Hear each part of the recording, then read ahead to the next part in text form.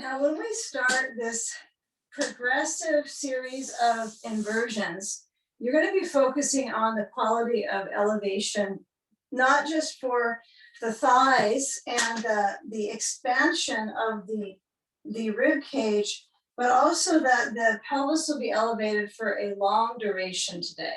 So that's helpful for the organs. So anytime we can successfully rise them to that occasion from being kind of dumped down into, they will likely benefit.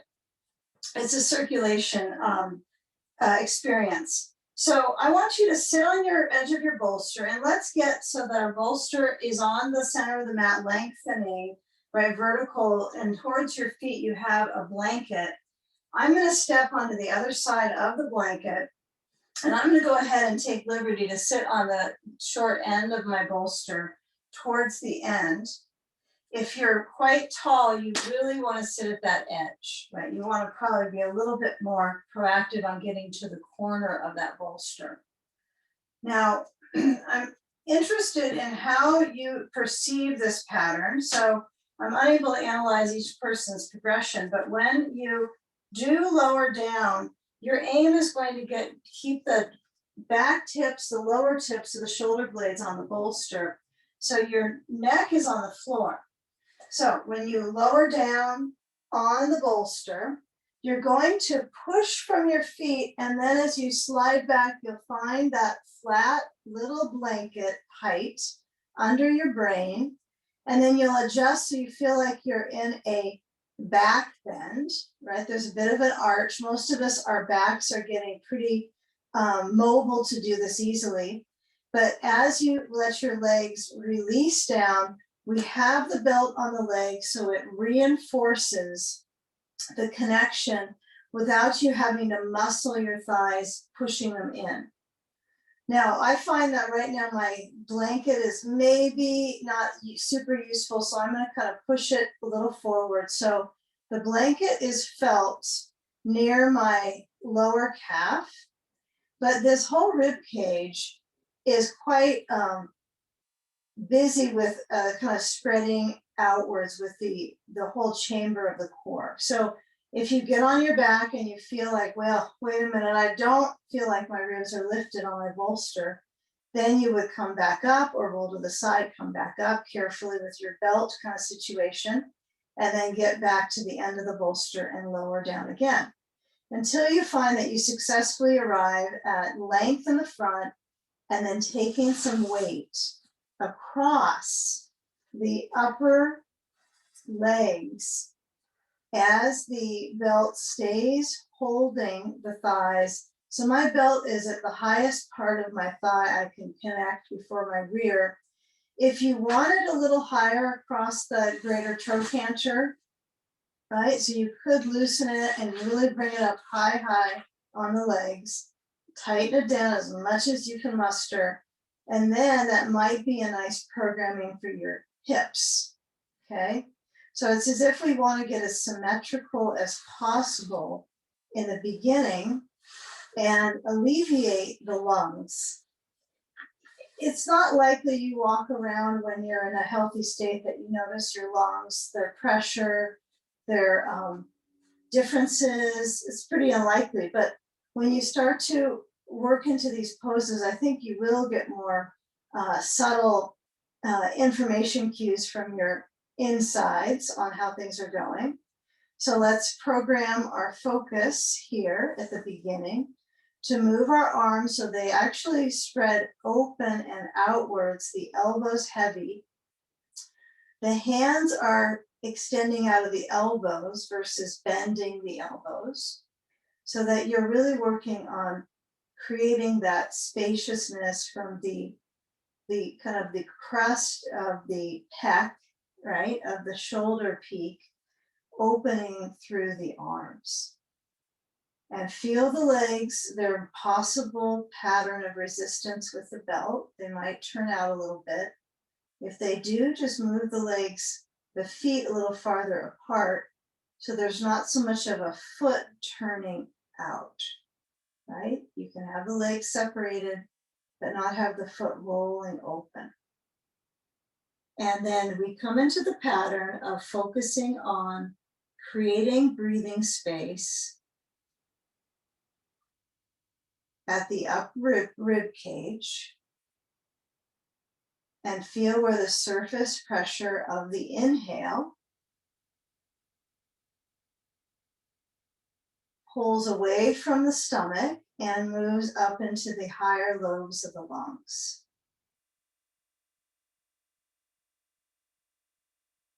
Eyes gradually glide to closing, clearing the throat. Yeah, remember any little sound spurts or breathing patterns that you evoke, we won't hear as a group. So know that you should feel comfortable to do that. And where the shoulders motion back is to actually let them relax as well. So if you're working on kind of poking the shoulders back into the ground, feel if you can trust the shape. And this is where in time, let's sort out maybe in the future where we really work on this chest opening, back bend, inversion, and start adding layers under the body to kind of peel open the space. And that helps that front line of the body that tends to be absorbed and round our back. So we're taking away that forward roundedness in these moments. Now, as we scan the centerpiece of the body, not just the pelvis, but the heart range, land for a few moments in that heart range of experiencing the openness,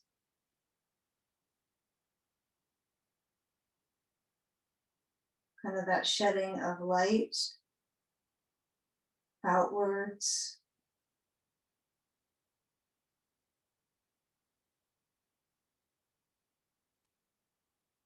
Even though we connect individually, it's quite a solo practice. Have that awareness and visualization of others in the practice, or sharing that support outwards.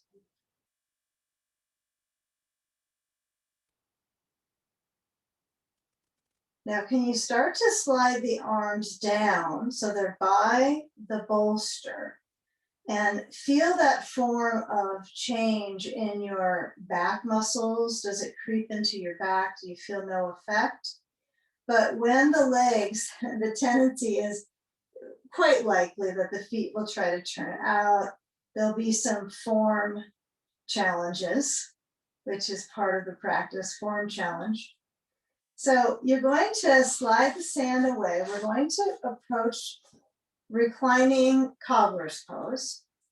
So we'll take the belt off, and then as you bring your feet up to the bolster, this is interesting for different levels of flexibility.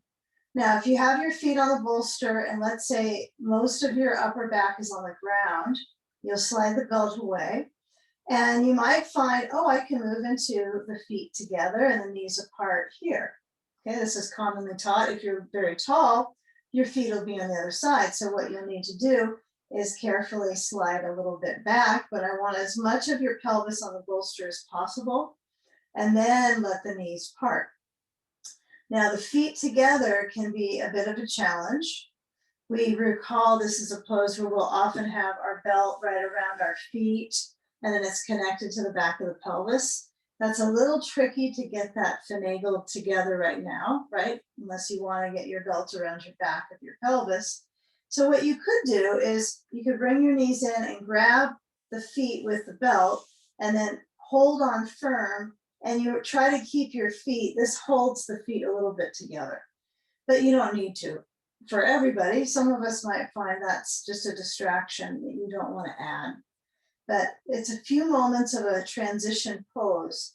So I like to have the belt. I find I could do both, but this gives me a very clear articulation of the muscles of the inner thighs work And I recognize that before I flush the lymph through the groins, that this will basically bring energy into that space. I can feel that pulling through the legs. So when you have a belt, it is an idea that you're pulling. If you don't have the belt and your knees are out and your arms are out, you might still feel enough pull.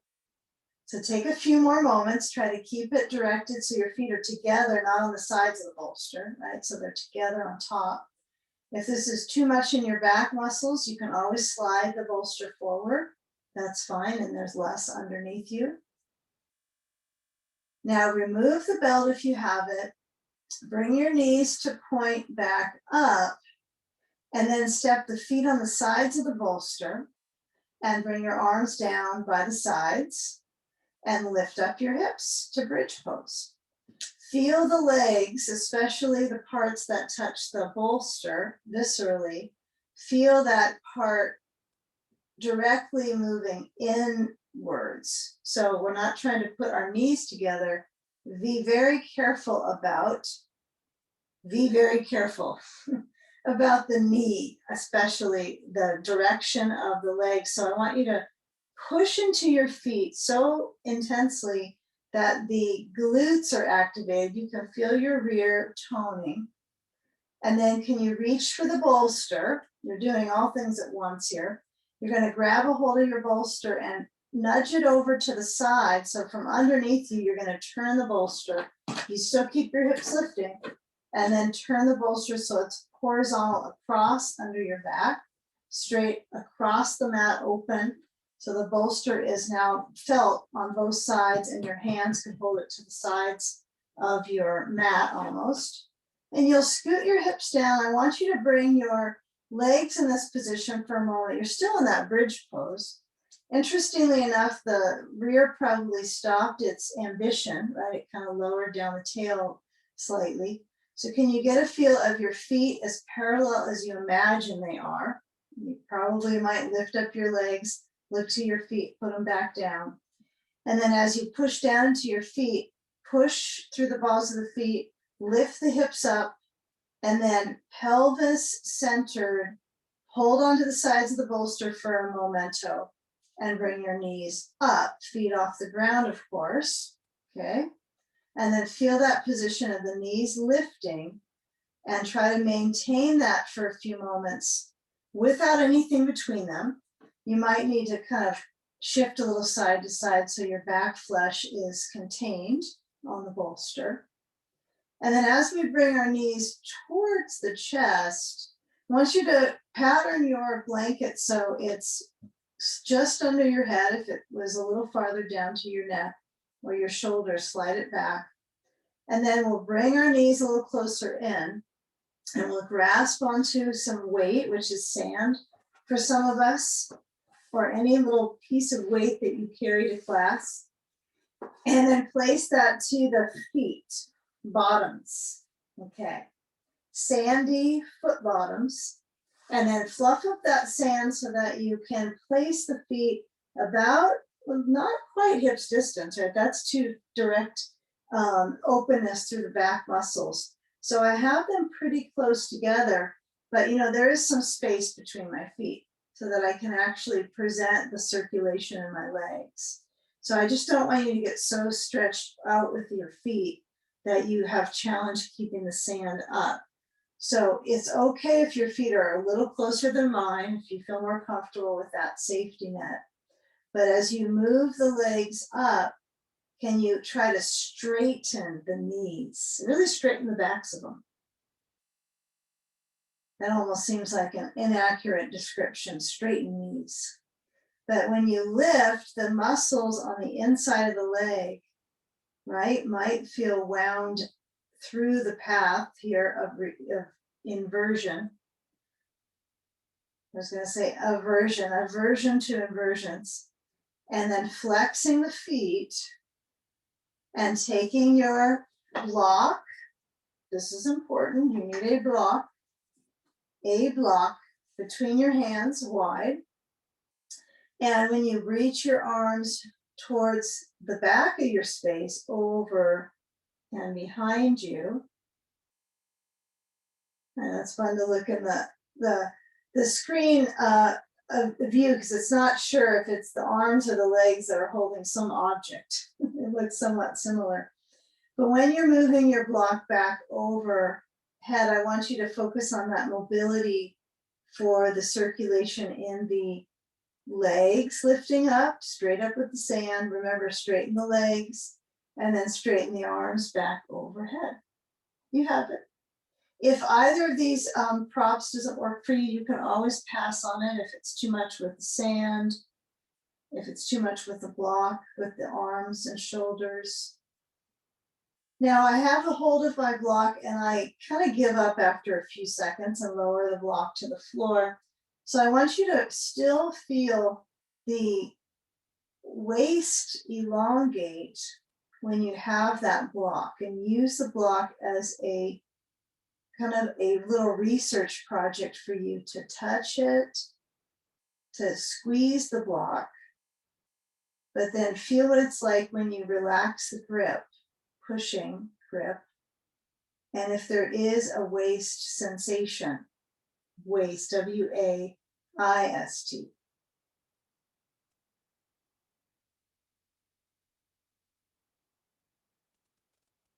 Even though it's a drainage pose, right? So the idea of waist, right, comes into my mind for this lymph drain.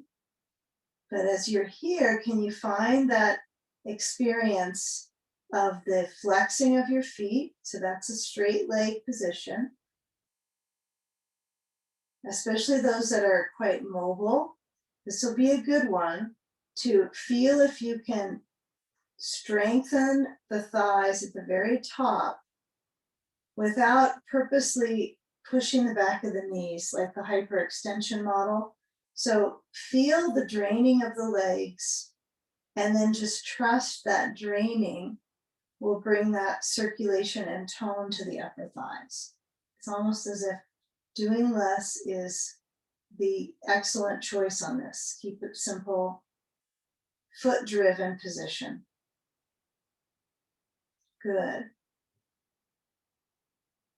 Now, bend your elbows. So you kind of get a perplexed position. You bend your elbows. So now your block, you could kind of put on the top of your head, actually the crown of your head. And then when I hold my block, I press my elbows towards each other. So many of us recognize this shape in poses where we have our elbow up and we push it back with our opposite hand. But here you do want the block to be at the crown of your head. So if the arms don't fold this way, you certainly don't have to be pushing with your hands on a block. You could have your elbows bending, hands free. But get a feeling for a few more moments. Yeah, and then let go of the block. It's kind of fun to leave it there, you know, just for purposes of awareness of the top of the head. We won't be putting a block on the top of the head today, but it's just an interesting experiment for your awareness through the brain all the way down to the stem and to the spinal column. So as we bend through the knees, we're going to do a couple leg presses, so a little pumping. Lift up the feet and then bend the legs so the thighs move towards the ribs and push up. If the block is bugging you overhead, just push it away. It's, for me, more of a visceral connection. We'll call it our version of headstand today. Head feels like it's touching something. It's just not pushing into it. Okay, now last time when you reach your knees in towards the ribs, take the sand and place it so it's on the left thigh. But what we'll take is our hands to the back of the right thigh. Actually, let's get our block from overhead. So place the block and it's wide, right? So it's the flat setting. And you're grasping the block and you're pressing it to the back of that right leg. Relax your left foot. Let it be just a foot at the end of a leg.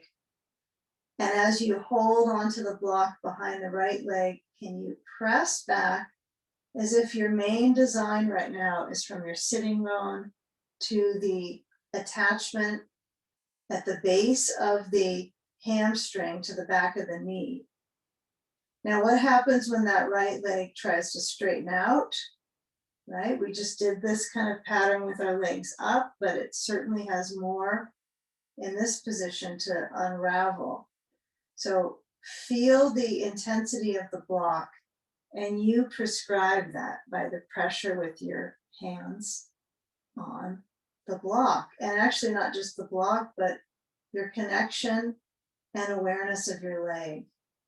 So maybe letting your eyes glide closed and give a few moments really attempting to sense the leg.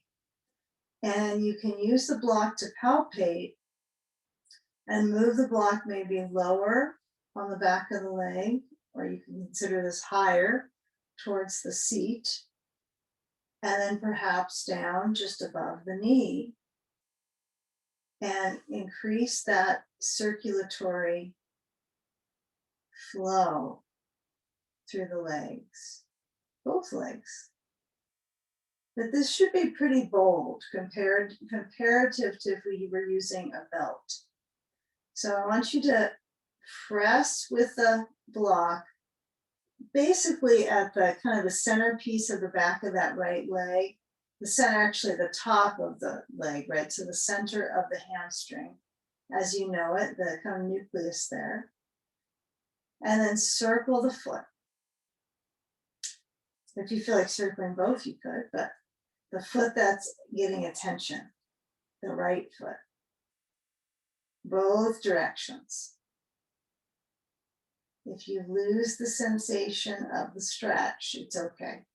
It kind of loosens up by mental shift with foot turning.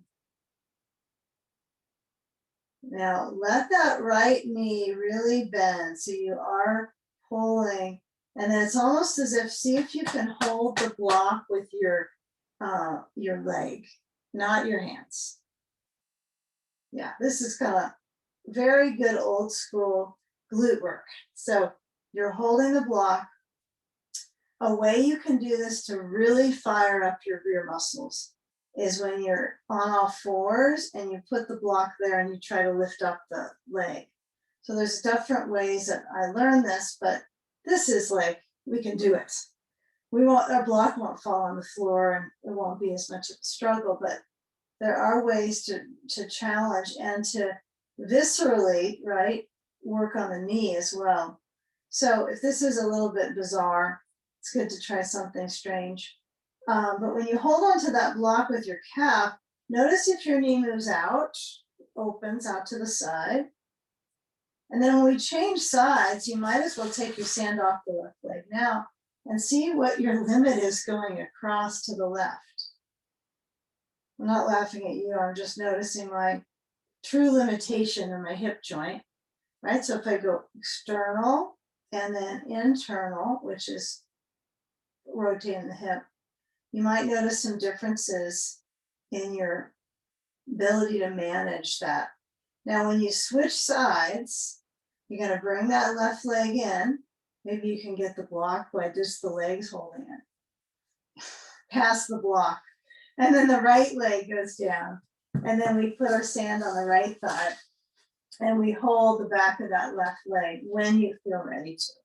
You might not at all for the beginning, just to stay with the sand on the right leg, to feel the reaction in the thigh tissue, and then hold the back of that left leg. And, you know, if you like to use that block right away, go for it. It might be interesting to be very personalized about how you stride into the muscles of the leg. We are going to move into things like revolve triangle today, stuff like that, eventually, soon enough. So this pattern of kind of evolution of the muscles might be good for us to start with in the first half hour, to feel how the legs respond, both of them, in the same pose. So now I take the block behind the left leg, and as I push into the leg, You want to find your reactor of the left leg as well. So if I bend the knee, it's quite helpful. I know we started with primarily the leg up, right? We have the leg extending. So circle the foot whenever you feel like you can attempt some variety. Yeah, feel where there's rotation and motion in the muscles.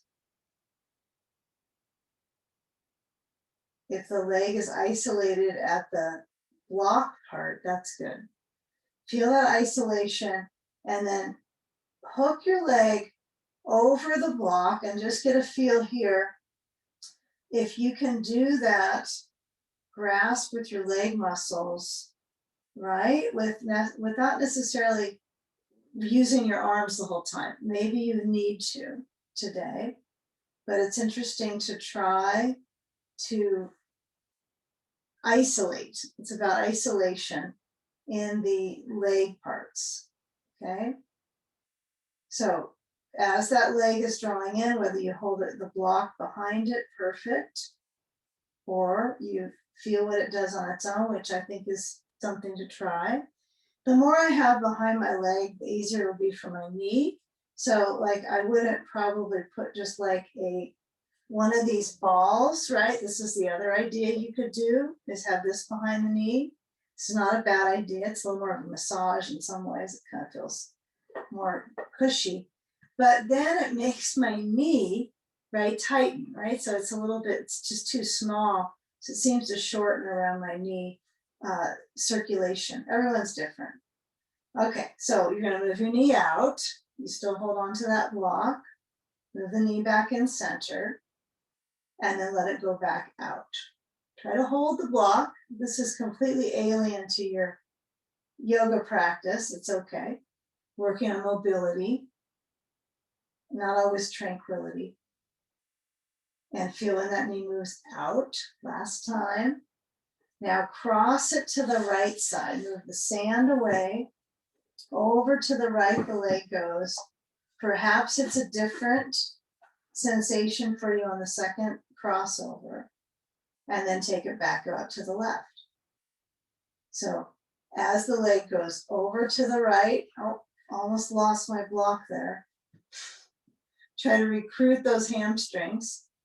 Okay, last time, now this will be really an interesting journey going forward because of our hamstrings. So come back center while I'm at it in my mind. Slide that right foot to the blanket so you have something to kind of push into. If it's on the floor, that's completely great. Either one, okay? Remove the block, but only to bring the knees in and then put the block between them. Block is the important piece here. So we bring the knees in a little bit, we push the bolster forwards off from the place it's at under the pelvis, and then feel that relief of your spine and everything at the back level on the flooring. And then when you have your feet on the bolster, you're not required to use the bolster. You can go with the floor too, and that can be really good. So you be the decider with the bolster project or the floor under your feet. But as you push down, I want you to really work with your heels pushing and then lifting up the hips. And you have the arms moving overhead. This group is all very fluid with these instructions. So lower the spine down. It's a language you've heard before.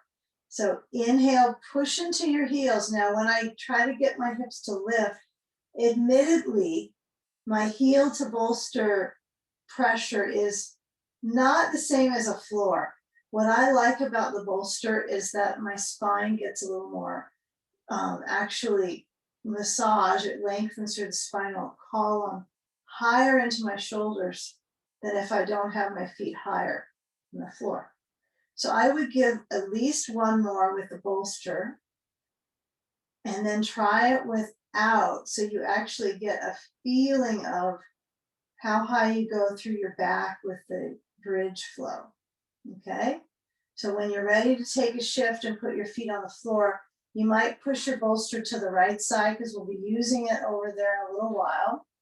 and then bring your feet to the ground. If you got a blanket down there, just kind of shift it away. And then as you lift up, your block can be narrow or mid-width. Doesn't matter to me, but make sure you can hold your block. And then feel if it's any different all the way up through your spine. I imagine it probably is a little bit. So we're going to work with a 2-block pattern for a moment. So as you lower your spine, take a hold of your second block, and that block's going to go across the back at the mid height. So I'm going to push into my feet. I'm going to check my block and make sure it's stable between the knees so it's not going to fall down. Push down into your feet and lift up and slide that block under. If it's a bit intense for you in something like your knees, then have the block lower. Turn it down to the lowest height. If it's kind of tightening around the sides of your knees. If you can get the hips up to the second height, but it's a challenge to get there, you can lift up your heels and then flip the block. And it's usually a little easier if your heels are up to get your block underneath. And then you center on the firm block. And the block is good to use for bridge, right? We're doing all these bridges today. It's more defined on the sacrum, right? So you're not going to have much slippage in the pressure points that you have into the pose. It's pretty even. But as you're here, can you keep that block between the knees? Very aware of the inner thigh muscle, so you squeeze that block, okay? You could exchange it for the ball. That's something you could do. It's just more pelvic floor work than you might want because it's going to require you to keep the squeeze on the whole time. And I like it if you could work with the inner thigh muscles isolated versus trying to tighten your stomach muscles to do the pose. So it's almost as if I'm isolated from the pelvis down, like I can't interact with the top body. That's just going to be relaxed. And the lower body is active. Kind of like when half of your body can do one thing and the other. I think you get where I'm at. Okay, so the shoulder blades squeeze back towards the spine. And I'm trying to really lift open through my chest so it's a little more interactive now. The hands are down the sides, palms open, roll the shoulders down and in. Make sure that your head is on a very low height. That's important, not too much height. And then accept the height of your hips on this block. They don't have to go higher. And let the feet have a relaxed position so the legs are drawing in. Now, can you let your heels slowly start to lift? Press down through the roots of the toes as if your feet are important to stretch too. And then just let your heels lower back down. Now, can you slide your feet a tiny bit in towards your rear? Just a little itsy bitsy slide in. So your heels lift up automatically. Good. Now, when you start to push down into the balls of the feet, it's almost as if you want to feel separation in the roots of the toes. And then as you lift up your rear, you got to squeeze the rear, squeeze those little pumpkins. So squeeze, and you'll feel that the thigh muscles don't necessarily squeeze into the block as easily. That's okay. Slide the block away that's underneath you. And then as you kind of play with lowering down your spine, go so slow that you're increasing that circulation between the vertebral column, right? So that columnar lengthening occurs. So you're going to go really slow. Like you've put your spine into this traction, and your job is to actually do the traction yourself. So I'm going down the spine ridiculously slow. So it's a meditation on that spine. And then I'm still holding the block. If you get tired of it, you can come out. Now, as you lower the spine all the way, and you bring the feet to fully down through the feet. Feel the arch of the spine like you are in a cow pose, right? So you'd arch the back. And then bring the knees to your chest. So you have to squeeze the knees in and then straighten the legs up and remove the block. Okay. So with the hands down besides the hips, feet are flexing. Then start to reach the legs forward. And the legs might be tired from the squeezing events. So only lower them down as much as you can realistically accept. And let the abdomen feel if it bulges, right? That happens here. But when you bring the legs to flip straight back up towards the ceiling, I want you to push up into your heels and mentally focus as if you were going to lift your rear off the floor, like your tailbone. So I want you to push up into your heels and stimulate that lower core muscles, okay? And we're going to keep the legs so that they are lifting up, flexing the feet, keep the legs together, and then move them forward. So you're going from 90-degree angle, maybe to 60, maybe not quite that far, but that's about enough for most of us, not very far, okay? The challenge is the knees will start to maybe bend. So try to keep the legs straight, okay? Try to. I might not be the best example of that. Doing the best I can. Now, when you come back up, I could just not do it, but good to practice new things. So as you start to bend your knees, can you squeeze them in towards your chest and hug them in, either the hands or the back of the legs or around just below the knees, and rock side to side. Focus on the side to side versus circling. So side to side. If you kind of fall over to one side because you get a little ambitious about the rock and roll, that's okay. Might feel good to rock side to side.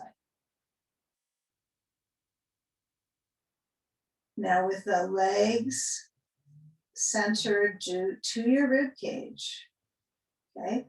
Feel how the leg closeness stretches your back. And let's try to develop that when we take our revolved belly pose. I'll call it that today. It's a good way of explaining leg crossover. So we're developing the feeling of our backs being flexible right now with our knees towards our chest. And you recognize if you were to let's say, hold the feet like happy baby, whether the feet are closer out, that gets a little higher into the back of the waist too. So I want you to feel how the back is getting a little bit of mobility here, okay? And then let the right leg stretch down. I think there's a blanket down there that's in my way. So I'm gonna kind of kick it over.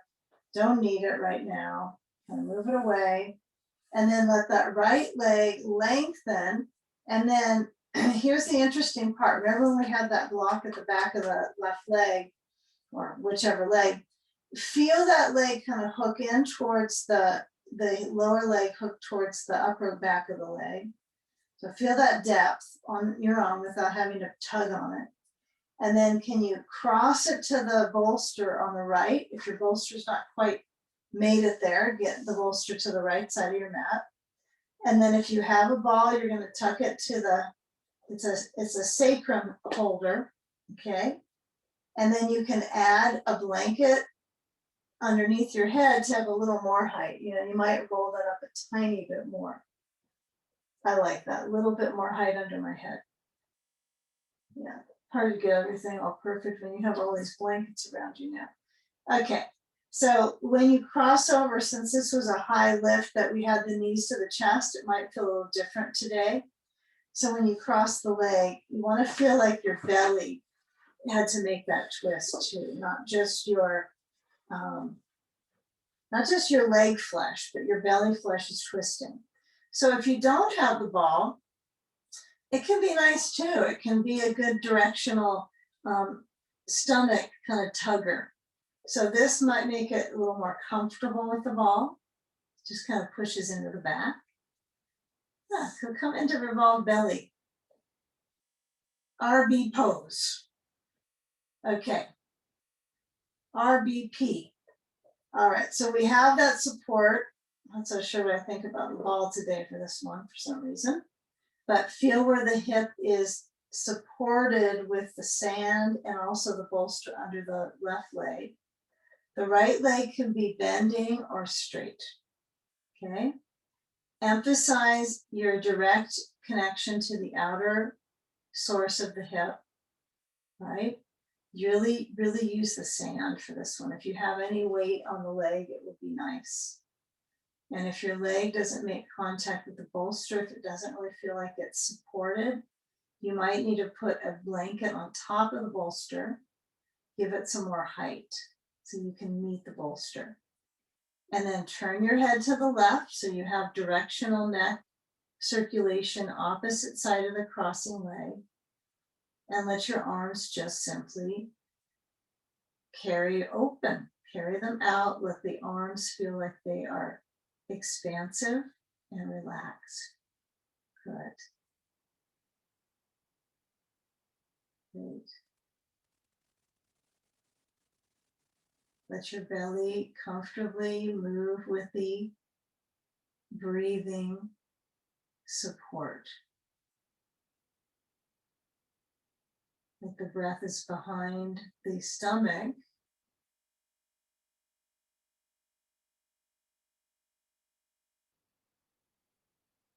Or where do you feel the breath comes from to move the core?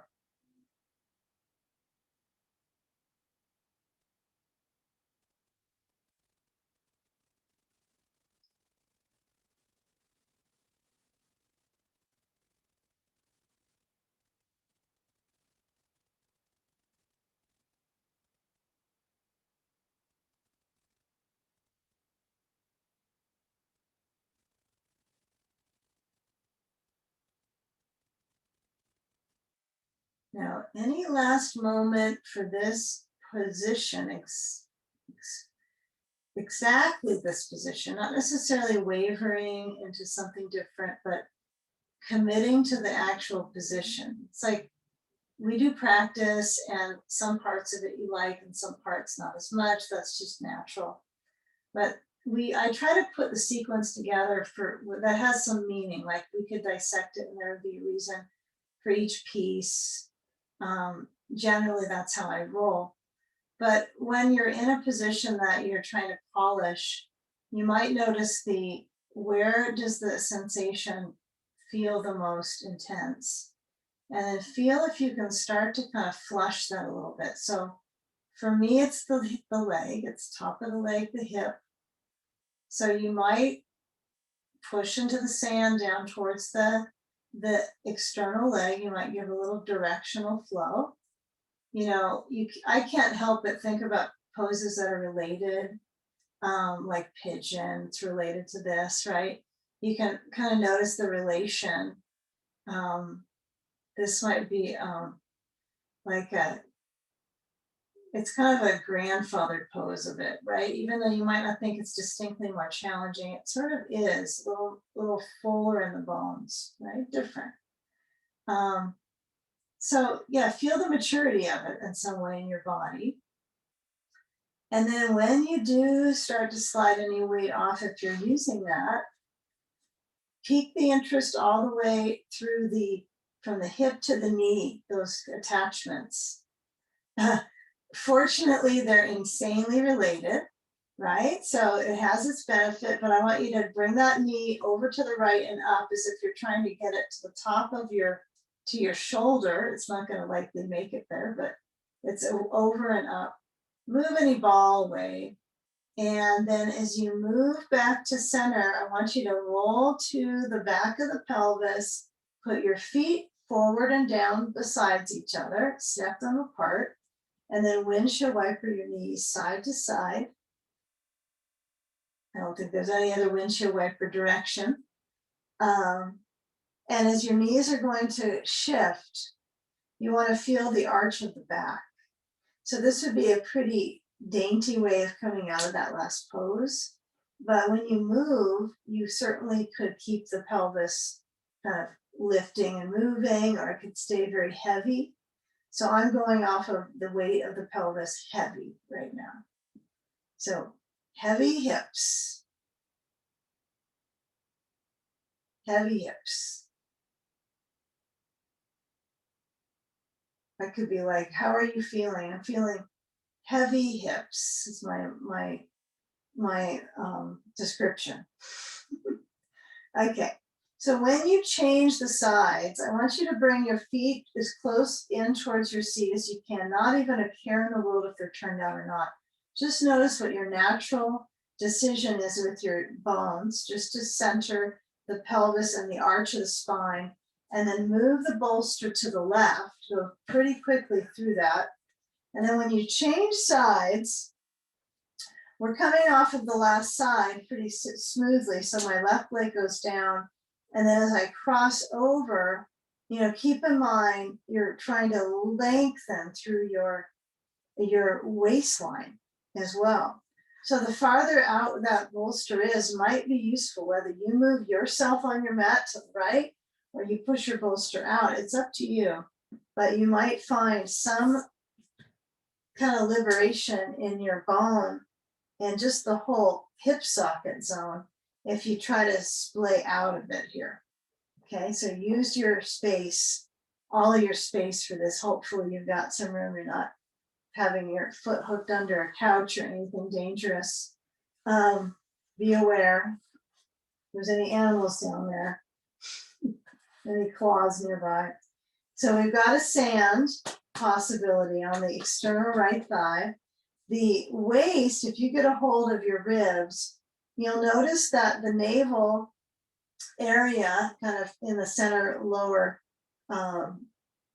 piece of that puzzle, right, it will tend to point left. So I want you to try to counterspin so the right arm is open out and the hand relaxes and your head rolls to the right. Anytime on the back, you might work on rolling your head anyway, just to massage through the brain to get that touch with the floor moving on both sides of the brain. It's an interesting packaging, right? That box at the top, how it gets feeling from the outside is so different than your arm, your muscles. It's just entirely different. It's so much sealed, firm matter, right? So feel movement and noticing that or hearing it. And then once you turn to the right with your head, then you might work with the arms relaxing open. Okay, there's no requirement to make any major shift here. Simply feel the emitting breath and that rotation in the belly, revolved belly.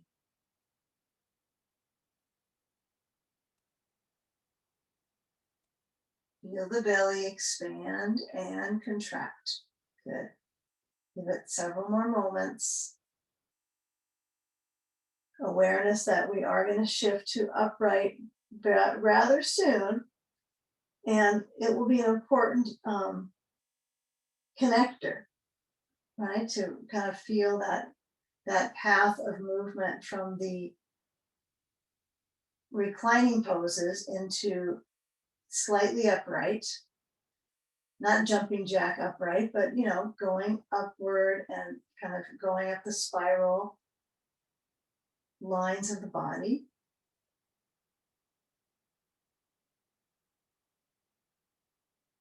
Now, can you feel your hip? Can you feel your arms or your chest?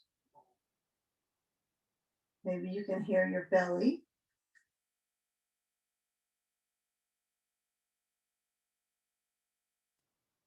And the breath.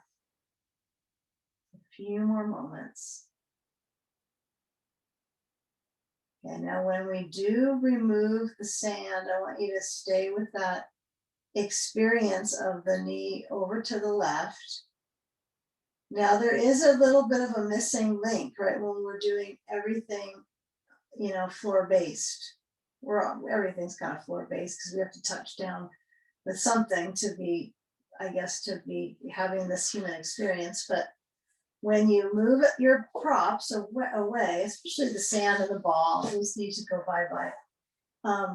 Feel when you are over to the left, because what I want us to do is to actually go left. So you're going to take that experience over towards the left.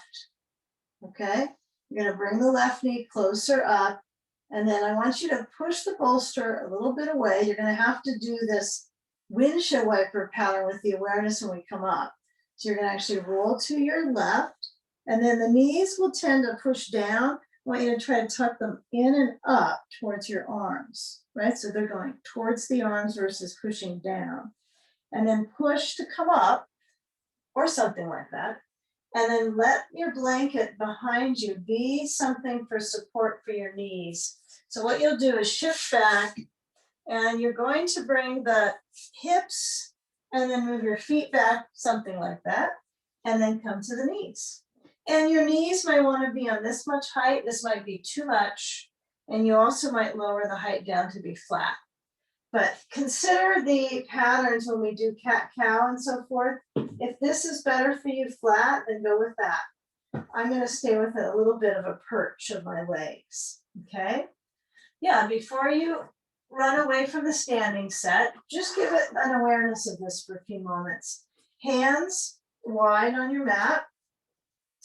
Feel the hips moving back and forward. So get a feel of this alternating pattern of moving back, rounding, and rounding to go forward, a little bit of arch. So alternating that spinal wave. You can do these paths of movement without the long approach of going all the way forward and back. So if you would prefer to be right in the center, hands, knees, cat-cow, all fours, cat-cow, this is also an option. So everyone take their path of moving through the spine.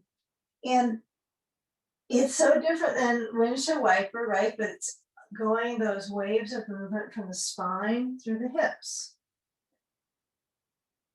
Feel as if you didn't have these two different, we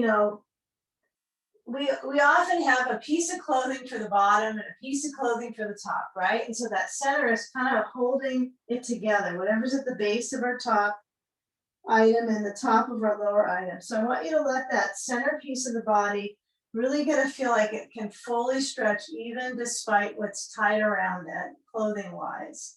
Really lengthen it out, go for that. And the next time you come back to table, round your back, feel the chin towards the chest, stretch your center piece of the body to that cat pose. It's kind of cat with a big beach ball right here that you're trying to keep a lift of, right? That's under you, so keep that connection for a few moments. And then when you move into the natural arch of the spine, move your gaze forward, so you're looking forward. Feel the arch all the way through the neck. Fingers stretching open. Now we're going to come back to down dog. So if you're finding, I'm not sure about my wrist, I don't know if I want to do that, you can either hold the sides of the mat, these are the modifications, and push back and reach your heels to the floor. You can also take your blocks and put them under your hands, which pushes the weight back to the legs more than into the arms. My understanding of it is that, but I'm not sure I believe that entirely. Okay, so you make the decision. I kind of like right now this holding of the sides of the mat. This is kind of working. And it's a little intense, but you can try that if your wrists are not tolerating the palm down version. It's not calm down, it's palm down. So look at your knees, however you are looking upside down right now in your body experience. And noticing if the knees are drawing together, make sure that there is a bending of the knees, and then feel your sitting bones lifting up and back so that your knees are apart. That's usually helpful. Okay. Now we're going to step into our left foot first today. So what I want you to work is to step your feet together now If you would like to come down on your knees first, you can lower your knees to the blanket and then step forward, or take a reach with your left foot forward and get a couple blocks under your hands and reach your back heel to the floor. So I've got my feet on two different tracks, so they're not the same track. And the back heel is trying to lower down, trying. So my focus right now in this very simple kind of evaluation, this is a little more of an evaluation of ourselves and our hips and our legs, is to get the length of both legs, the straightness of the legs, and then take those blocks to a height where you're actually having to muster up some source of ability to reach through your core. So for me, the blocks at the mid-height works good. If I want a little more relaxation, I might put my blocks up, a little easier for my leg muscles to muster through it. If you're feeling comfortable with your hands on the floor or the blocks low, you can manage that. But I want you to try to keep your ribs to lengthen, and so you're not rounding your back excessively like a cat pose. And if that doesn't work for you with these leg patterns, you could take your feet a little bit farther stepped apart, and that might make it a little easier for you with your core to lengthen forwards, okay?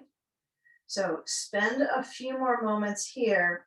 Right hand is on a block. It's moved out, so it's not next to the left foot. It's a little bit out under my right shoulder. And then bring your left hand to your sacrum. Try to balance here. Door one, door two is to turn to your left. Yep, so it's more of a revolved triangle. And for some of us, we might lift our left arm towards the ceiling. Keep in the focus that the core bones are, you almost forget about these parts that are bones, but they are not such a the connected to the joints like the hip and the knee, but those connectors, those bones kind of swivel. So you've got the rib swivel here. Rib swivel asana. Okay, push down through that left heel. I know that's easy, but it's the right foot that has the issue to get back. Okay, now, if your left arm is up, bring it to your back again, and then turn towards the left leg. Well, where else are you gonna go? And then the hands are both on the block. Step the right foot forward. Pause here for a moment with your lower paws and your top paws, and then lower down to your forward bend. If you're not liking this casualness of forward bend for your blood pressure, you might have your hands on blocks if you're concerned. So if I'm concerned about my blood pressure, think it's going to go too low, I might put my hands on my blocks and be here. If I'm okay with it, and this is really good, I'm going to let my head lower down and let my arms relax, holding your elbows or letting them dangle. Dangle is good, right, with our shoulders here and the brain. It's held up a lot, so let the neck dangle.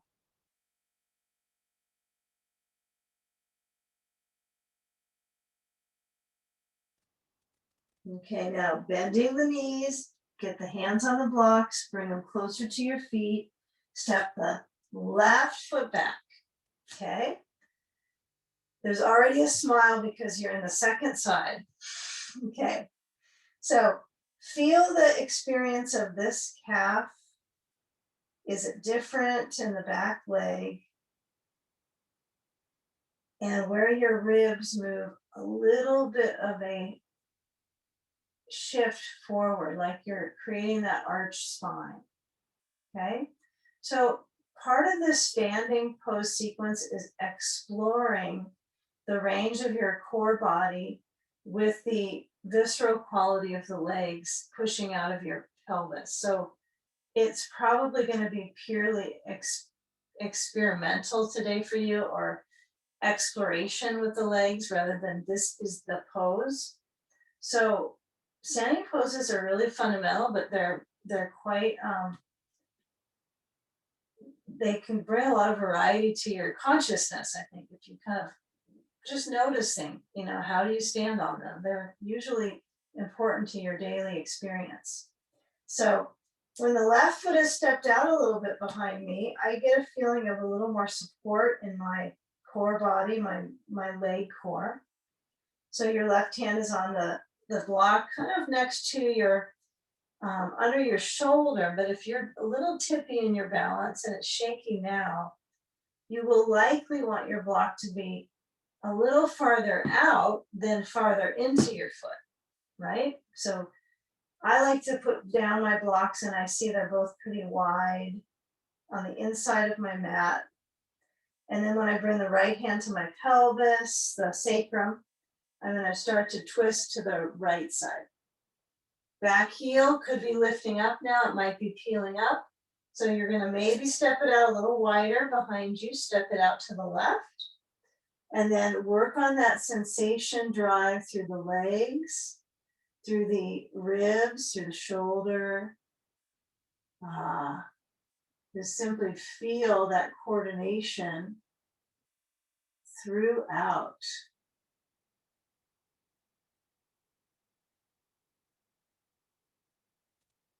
Yeah, if your inner right thigh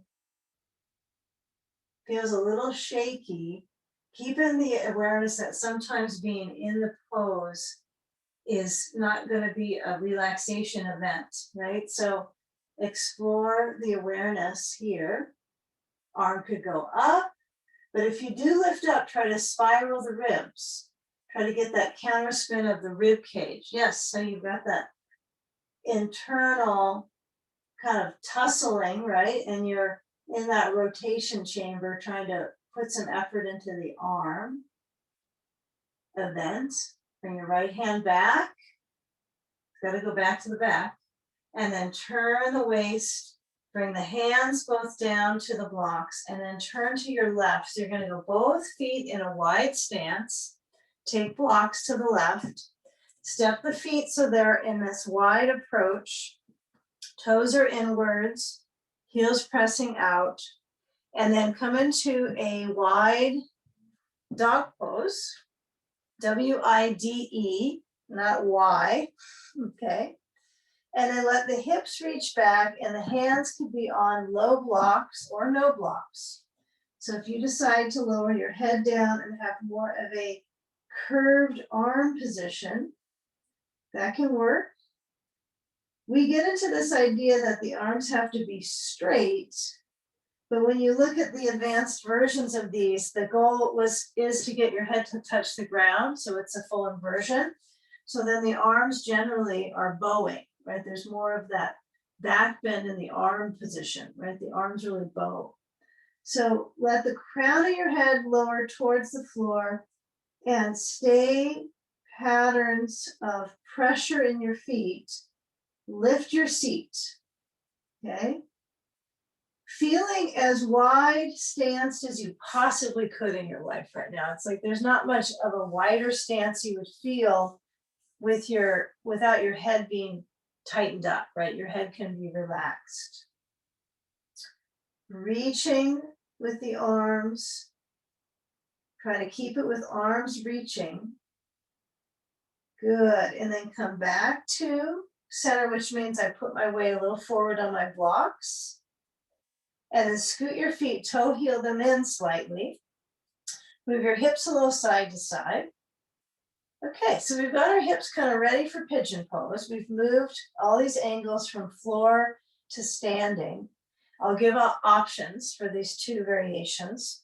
So kind of notice my legs. The only thing different that I would want is to kind of cut through the side of the hip to open that up. So now as you walk your blocks to the right foot in front, you're going to pivot back forward. Use the left foot to stretch back into the calf. Okay. Now lower the left knee to the blanket and then take a bolster and slide it in right in front of your blanket. Okay. Now you've got a setting for walking your right foot to the left and coming into Kapotasana. Okay. So in this pose, right, Eka, Pada, Raja, Kapotasana, right? We've got our right knee pointed out of the hip. Now I'm going to give a modification in just a second. So if you're feeling comfortable with the knee position here and you want to pursue, you can lower down on your blocks or on the floor with your hands and go into the pose there, moving the blocks to the left or keeping them straight in front. Yeah. So you have those options. You do not have to stay with your this pose though. So for those of you that are finding this isn't going to work, I want you to come to your bolster sitting and then cross the right foot in front of the left shin. Use both blocks and shift your hands wide on the sides of the mat on the blocks and lean forwards. Okay. You can also add a sandbag to the top of the right thigh if you're seated on the bolster. And you want to try to get that leverage in both sitting bones, broadening out into the knees. Okay, so try to keep that as a little bit of a focal point. Yeah, and if you're in the path of that full pigeon pose, feel where your arms are a kind of an anchor for you to center down into the arms, and then you can maybe move your hip a little side to side, but you want to feel where it's right in that sweet spot of intensity into the hip. So that's trying to give that some hydration and circulation into the hip. You can hear the hip soak it up, huh? Slurp it up, that circulation into the hip.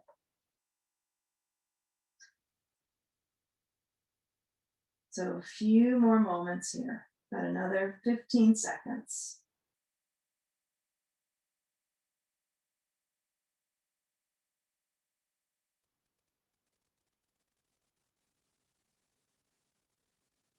Now, if you feel a need to go a little further, and those of you that are in the pigeon might bend the back knee, drawing the heel towards the seat.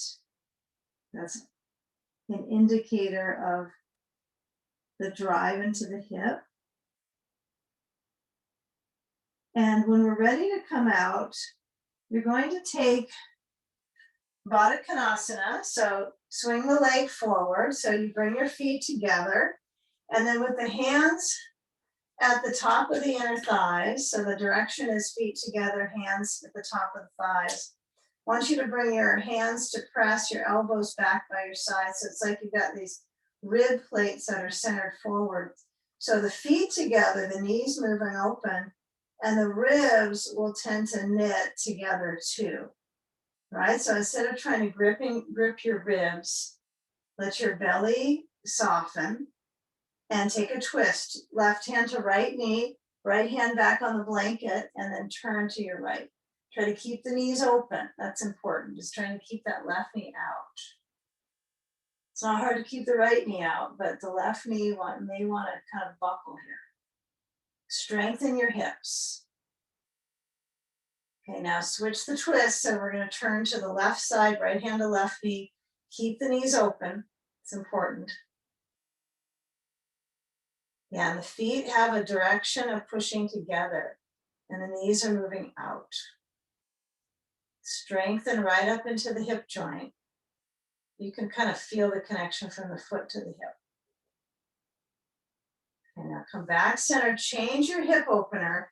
So if you were in pigeon on the last side, you're going to bring the left knee down and bring the right leg behind you, okay?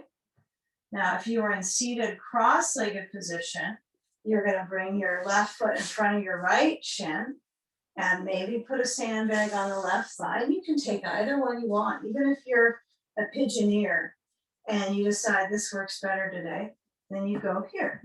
So they're either option. Think of them as variations, not one is a higher tier than the other. They are a different sensation, but similar zones.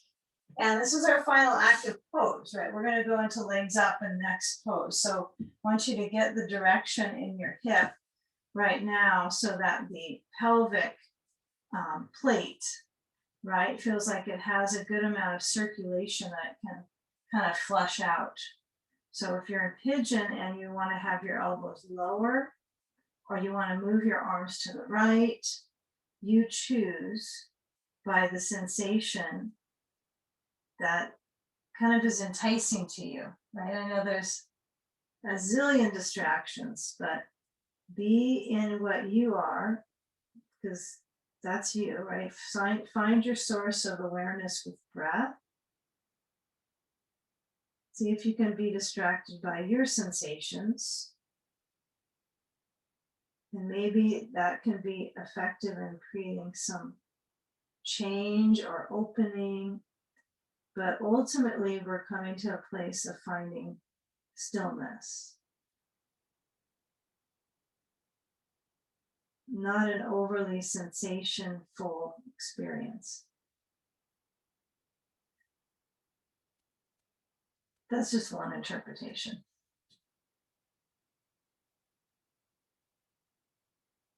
Now, if the back leg feels comfy to bend, drawing the heel towards the seat, feel the inner thigh.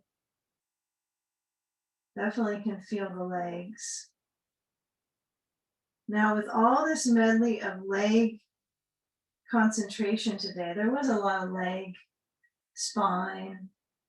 You know, of course, moving the leg, the spine is highly effective on supporting the circulation in your back. So we're going to complete the sequence with an inversion. And if you prefer to do legs up on your bolster bench, you can do that. Or you can do legs up the wall or the couch or the bed or a chair. So what you're going to do is try to get your legs up so that this whole slide of movement we've had around the back of the knees can basically flush. So where you are with your hip right now, you're going to come around. Those of us that are seated might take that Baddha Konasana for a leaning forward moment, just a moment. And then feel that center corners of the back. And you're going to come up to put your legs up. So you're going to either choose onto a legs up the wall, or you can use your bolster at the base of the wall, or blankets. Some people like a blanket or two instead of a bolster because it's got a little bit more push to it in some ways. They like that. And a sandbag. Those that are going to do bolster bench are going to be putting their blocks under their bolster and then placing your legs on top of the bolster and lie back. So regardless of your choice, you're going to get your legs so they're up. So come into this glass shape and let the legs have a position where they're elevated. So I'll visually let you see those variations if you're not so sure about the bolster bench. But this inversion of the legs up might be experimental for you today after the sequence. Sand can go on feet or pass on the sand, and let the elbows open out and the hands flow back from the chest muscles.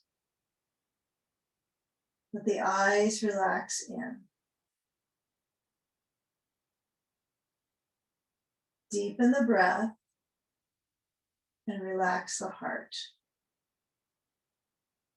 So the organs are at full rest mode.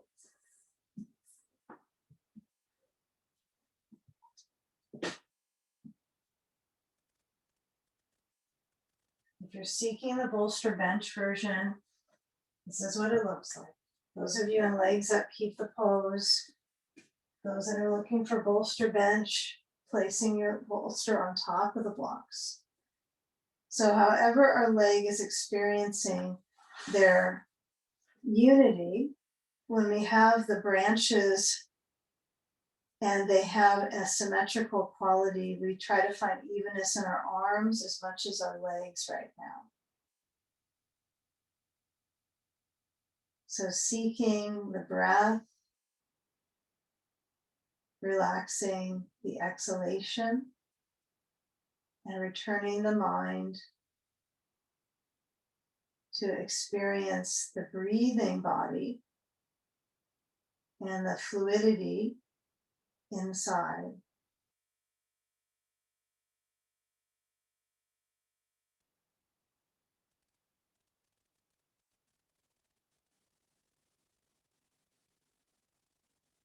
Gather your attention on the even rhythm of breath.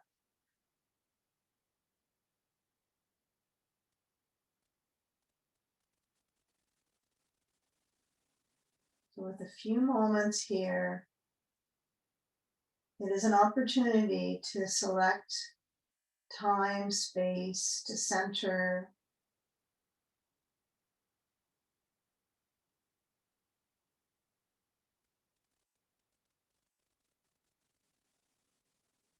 So with the abdomen expanding on the breath in,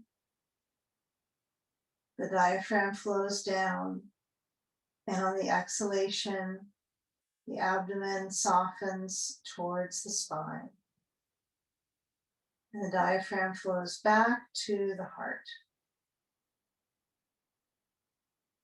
So can you keep that uninterrupted awareness somewhere underneath the veil of your transition time from this pose? So we start to flow out of the pose we're in. If we have sand on our feet, we slide it off.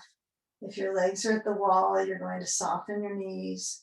And then at your own pace, you might roll the knees in towards your ribs and roll to sit up with your back at the wall.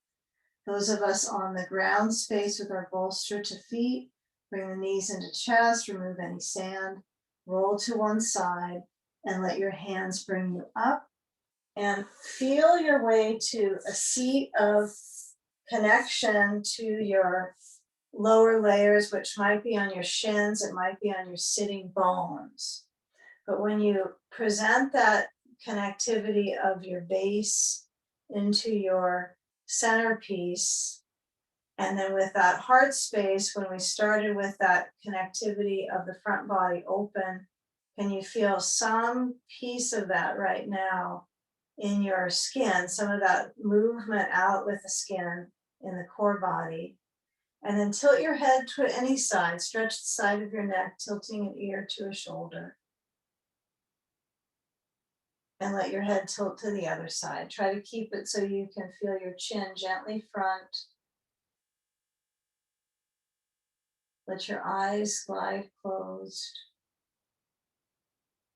And even connecting without necessarily a screen stare down, maybe close your eyes and let your hands drift up to a prayer position in front of your heart space. And gather our focus together at closing the practice and receiving wellness.